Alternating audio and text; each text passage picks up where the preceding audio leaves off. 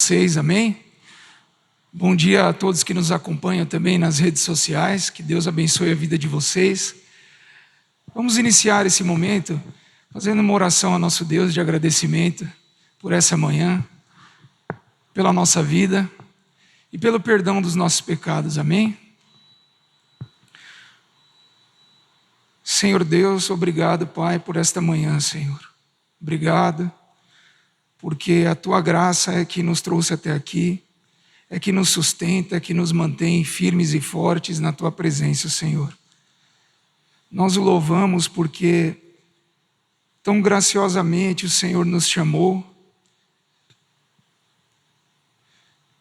nos firmou os passos, Pai. E se estamos aqui hoje é porque o Senhor nos fortalece dia após dia.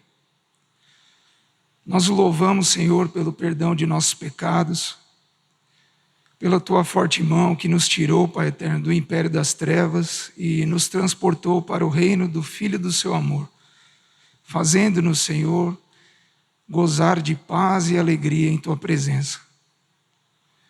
Obrigado, Senhor, pelo Teu grande amor. Em nome de Jesus Cristo é que nós oramos e agradecemos a Ti. Amém. Vamos abrir as nossas Bíblias no Salmo 42.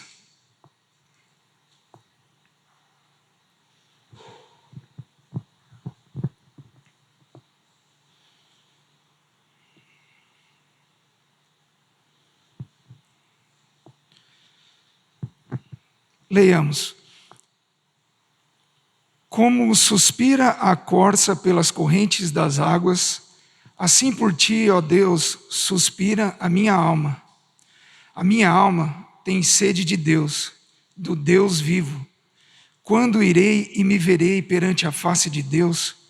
As minhas lágrimas têm sido o meu alimento dia e noite, enquanto me dizem continuamente: o Teu Deus, onde está? Lembro-me destas coisas e dentro de mim se me derrama a alma, de como passava eu com a multidão de povo e os guiava em procissão à casa de Deus, entre gritos de alegria e louvor, multidão em festa. Por que estás abatido, ó minha alma? Por que te perturbas dentro de mim? Espera em Deus, pois ainda o louvarei, a Ele, meu auxílio e Deus meu. Sinto abatida dentro de mim a minha alma. Lembro-me, portanto, de Ti nas terras do Jordão e no monte Hermon e no outeiro de Mizar. Um abismo chama outro abismo, ao fragor das Tuas catadupas. Todas as Tuas ondas e vagas passaram sobre mim. Contudo, o Senhor, durante o dia, me concede a sua misericórdia, e à noite comigo está o seu cântico, uma oração ao Deus da minha vida. Digo a Deus, minha rocha: por que te olvidaste de mim? Por que hei de andar eu lamentando sobre a opressão dos meus inimigos? Esmigalham-se-me os ossos, quando os meus adversários me insultam, dizendo: o teu Deus, onde está? Por que estás abatido, ó minha alma? Por que te perturbas dentro de mim? Espera em Deus, pois ainda o louvarei, a Ele, meu auxílio e Deus meu. Irmãos, este salmo, que foi um salmo escrito pelos filhos de Corá, né? Na verdade existe ainda uma dúvida, né? Se este salmo foi escrito pelos filhos de Corá ou se foi escrito por Davi. Há um consenso de que foi escrito por Davi quando ele fugia, né? Mantinha um tempo longe por conta da revolta de Absalão, seu filho. E diante de tanta perseguição e tanta calúnia, né, acerca dele e a revolta do seu filho, nós vamos lembrar que muitos acontecimentos, né, tristes ocorreram na história de Davi e sua família. E Absalão, seu filho, se revolta contra ele, querendo tomar o seu trono. E Davi, diante de uma angústia tão grande, não só por conta da perseguição, mas por toda essa demanda na sua própria família, né, escreve esse salmo.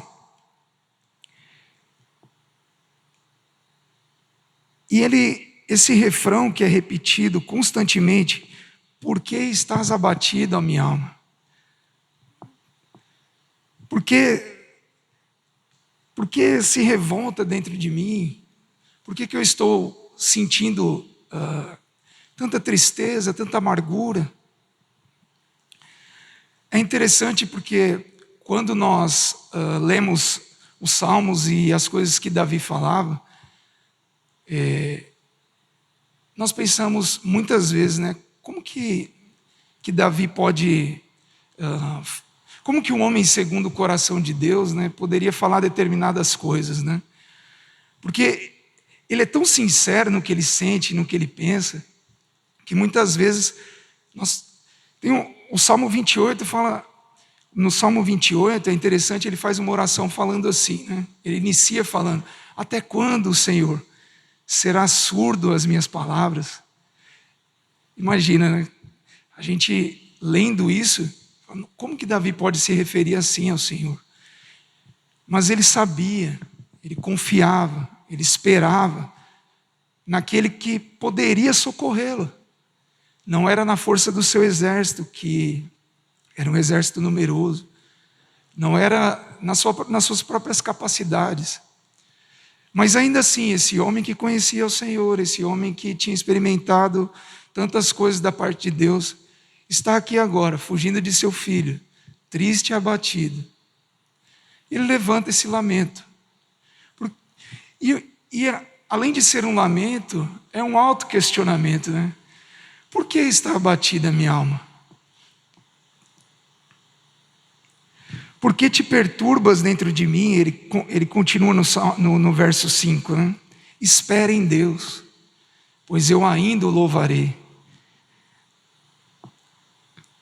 Davi não tem dúvidas de que o socorro viria do Senhor.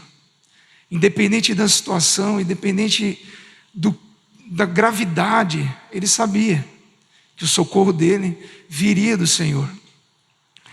Continuando, nós vemos que o capítulo 43, ele é uma continuação do capítulo 42. Na verdade, 42 e o 43, essa divisão provavelmente foi feita pelos copistas, né? Mas, se nós analisarmos bem, eles falam sobre... é uma continuação, é o mesmo tema. Se você olhar aí na sua Bíblia, ele pede ao Senhor, 43:1, faze-me justiça, ó Deus, e pleiteia a minha causa contra a nação contenciosa. Livra-me do homem fraudulento e injusto, pois Tu és o Deus da minha fortaleza. Aí nós vemos aqui mais uma pergunta daquelas que talvez a gente ficaria assim espantado, ou talvez não faríamos. Por que me rejeitas? Por que hei de andar eu lamentando sobre a opressão dos meus inimigos? Envia a Tua luz e a Tua verdade para que me guiem e me levem ao Teu santo monte e aos Teus tabernáculos. Então irei ao altar de Deus, que é a minha grande alegria. Ao som da harpa eu Te louvarei, ó Deus, Deus meu. E o refrão que permeia todo o capítulo 42, mais uma vez é entoado aqui. Por que estás abatido, ó minha alma? Por que te perturbas dentro de mim? Espere em Deus, pois ainda o louvarei, a Ele, meu auxílio e Deus meu. Não há nada, irmãos, não há nada. Perseguições, situações das mais diversas. Saibamos, é lícito chegarmos na presença do Senhor e questionarmos a nossa situação. Senhor, por que isso está acontecendo? Por que me rejeitas? Não são as palavras, mas sim a disposição do coração que determinam. Se estamos sendo honestos e esperando de fato em Deus, ou se estamos só realmente jogando na cara de Deus o que Ele deveria fazer por nós. Davi questiona Deus, por que me rejeitas? Porém ele sabe, espera em Deus, eu ainda o louvarei. Ele sabe de onde vai vir o socorro dele. E é essa a disposição do nosso coração. O questionamento não é o problema. O problema é duvidar do nosso Deus. O que nós não vemos aqui. Davi sabe que o socorro dele virá somente do Senhor. Amém? Vamos entoar o hino 254. Nesse momento eu peço que nós nos coloquemos de pé, em atitude de adoração ao Senhor. Vamos cantar.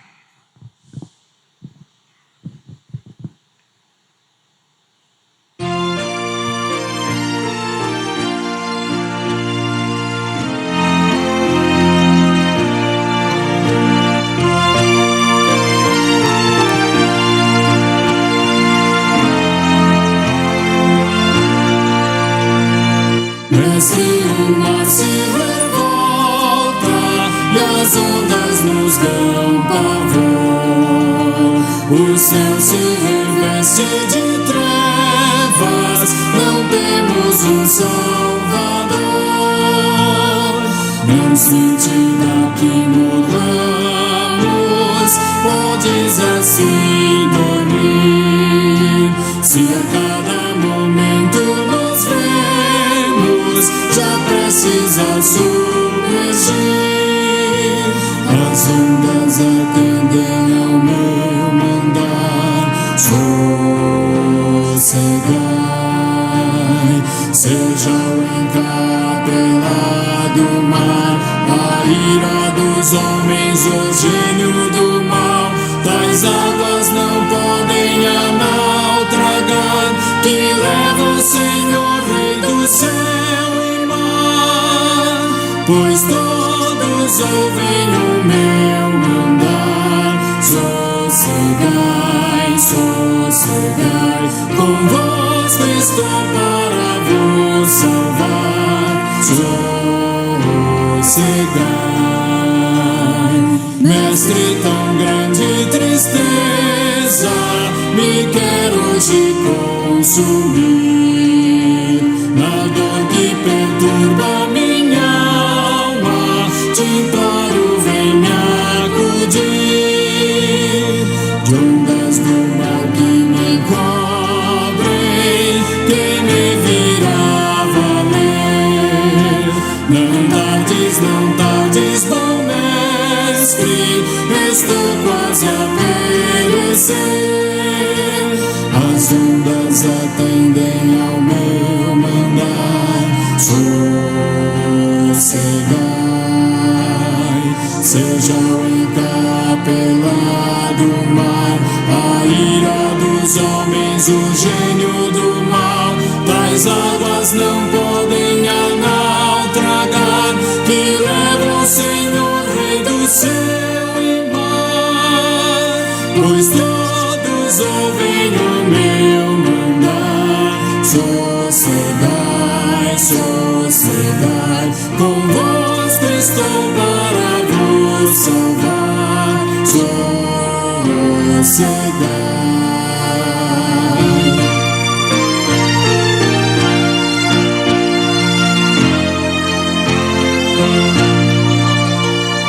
Mestre, chegou a bonança, e paz vejo o céu e o mar.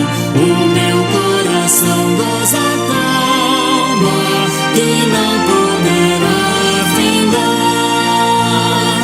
Firme ao teu lado, ó mestre, dono da terra e céu.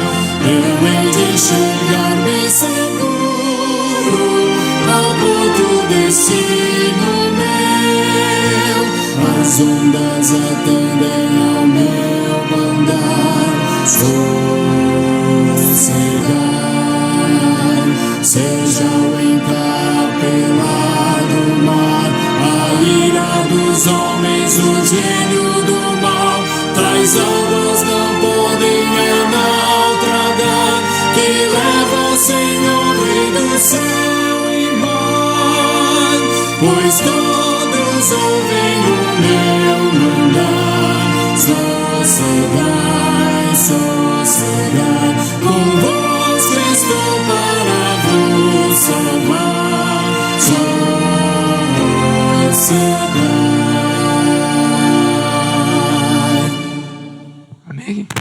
Os irmãos podem se assentar. Eu peço que nesse momento nós abramos nossas Bíblias na Epístola de Tiago, no capítulo 1, do verso 5 ao verso 8.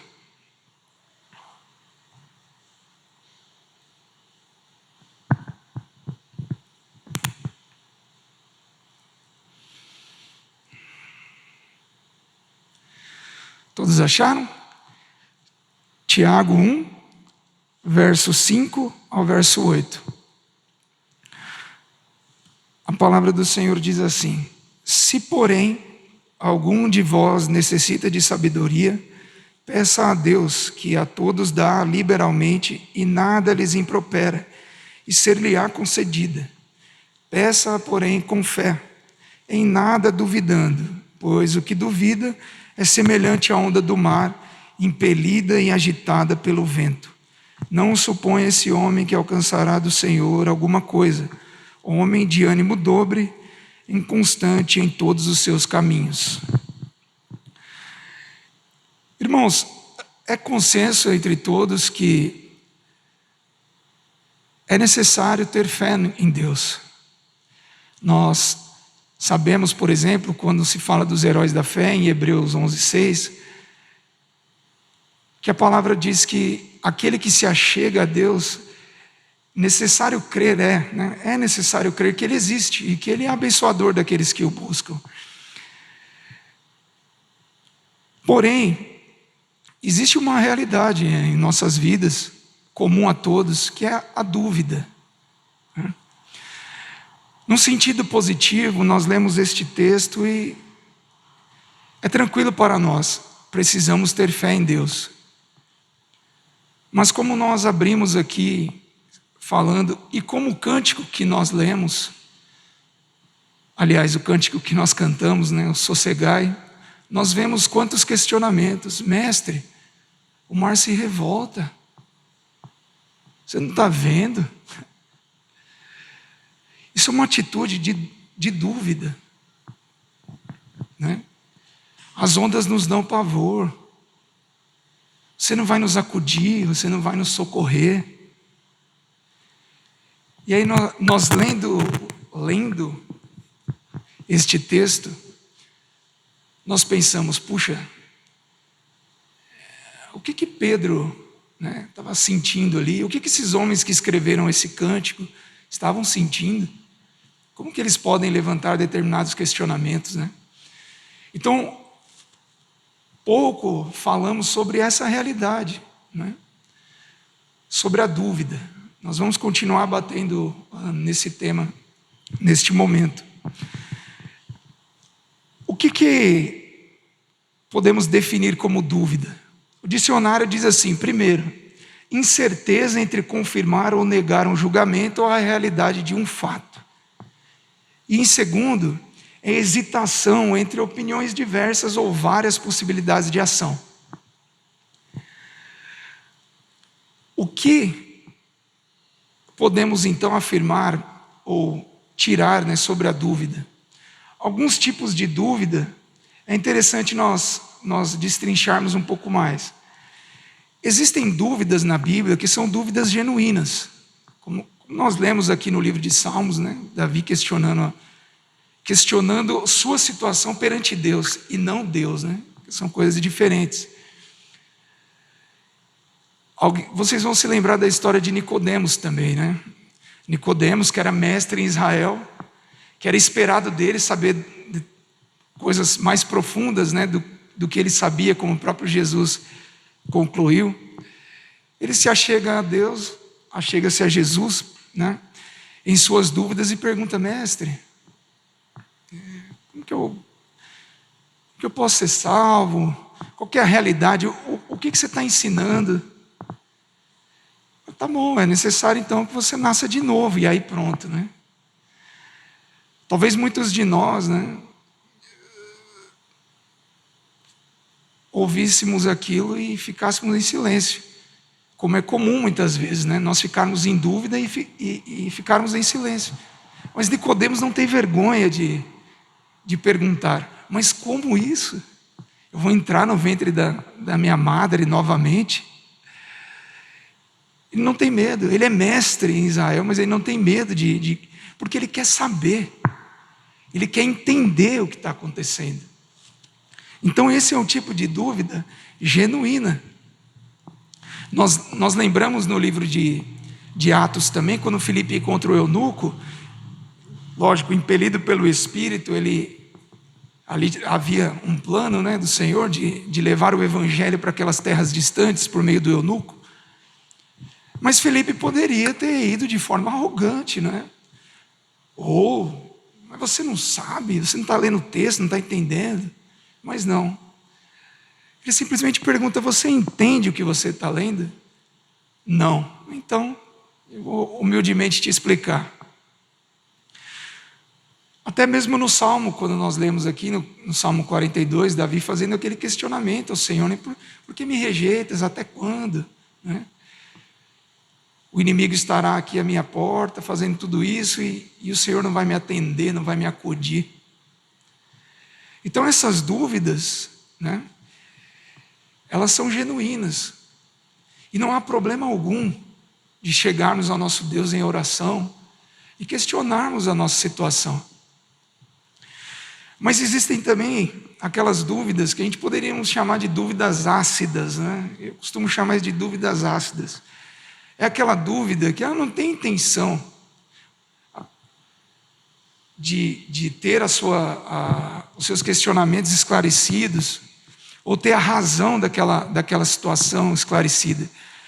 Na verdade, nós queremos apenas, como nós poderíamos dizer isso popularmente, né, pegar a pessoa no pulo, né, ou expormos a pessoa ao ridículo. Nós vemos isso muito nos evangelhos, não é? Quando os fariseus queriam questionar a Jesus, eles não estavam interessados em conhecer o ensino de Jesus. Eles só tinham interesse em expor Jesus, pegá-lo em alguma contradição, né? Nós vemos também no livro de Malaquias, também isso é muito evidente. É um livro onde as pessoas estavam abandonando o verdadeiro culto ao Senhor, né? Eles tinham retornado da Babilônia, já tinha sido reconstruído o templo, porém os sacerdotes estavam aceitando, por exemplo, animais que não eram os animais que deveriam ser aceitados. O estado dos animais não era aquilo que o Senhor tinha ordenado, né? Animais coxos, animais cegos, enfim, as coisas estavam sendo feitas de qualquer jeito. E aí eles questionam: mas em que temos te... Né, no capítulo 3, por exemplo, em que temos te roubado? Estavam, né, metendo a mão lá nos dízimos, e eles questionavam de uma maneira cínica: o que temos feito ao Senhor? Por que você está irritado com a gente? Então esse é o tipo de dúvida que nós devemos fugir, né?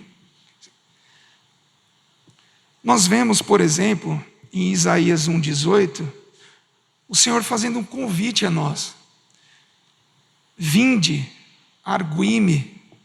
Esse arguime, ele significa o quê? Demonstrar um argumento que seja justificativo, ou seja, é um convite à nação de Israel: venham, questionem-me, perguntem para mim o porquê que as coisas estão acontecendo, eu quero saber, porque assim eu terei a oportunidade de responder a vocês. Quando nós perguntamos ao Senhor a razão dos nossos problemas, nós demonstramos o quê? Dependência. Nós demonstramos que esperamos dele o socorro. Então, a epístola aqui, Tiago, ele fala como obter sabedoria. E ele levanta: ó, não tenham dúvidas, né? Mas a dúvida que Tiago está falando aqui é essa.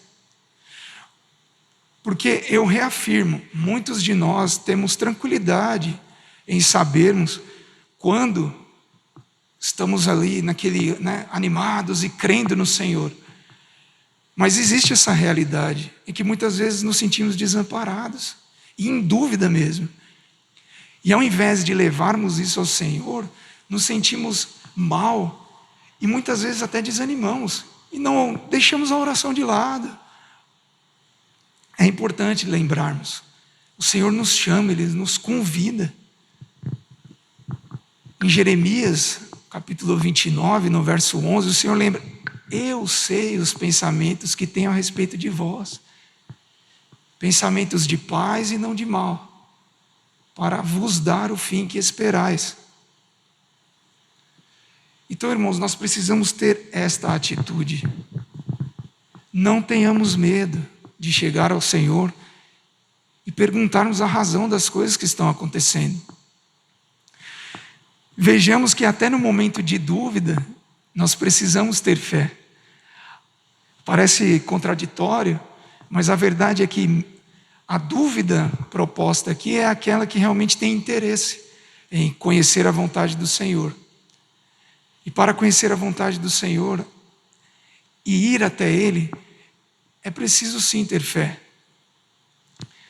Então que nós guardemos essa realidade. A sabedoria que Tiago fala aqui é aquela que significa o quê? Saber viver. Sabedoria significa saber viver. Se nós estamos com dúvidas ou com dificuldades de como nos portarmos, de como vivermos nessa vida que é tão dinâmica, que é tão relativa, que é tão difícil, peçamos a Deus essa sabedoria. E ainda que em dúvida sobre tudo o que acontece à nossa volta, a nossa dúvida não pode ser só uma não pode ser, que é a nossa fé no Senhor. Que Ele nos responde, que Ele nos acode e que Ele está sempre disposto. Fala comigo, filho. Eu estou aqui para ouvir a sua voz. Vem até mim, vós que estáis cansados e sobrecarregados, e eu vos aliviarei. Vocês estão em dúvida? Vem até mim. Argue-me. Apresentem as suas causas, as suas demandas, mas confiem em mim. Apenas isso, confiem em mim.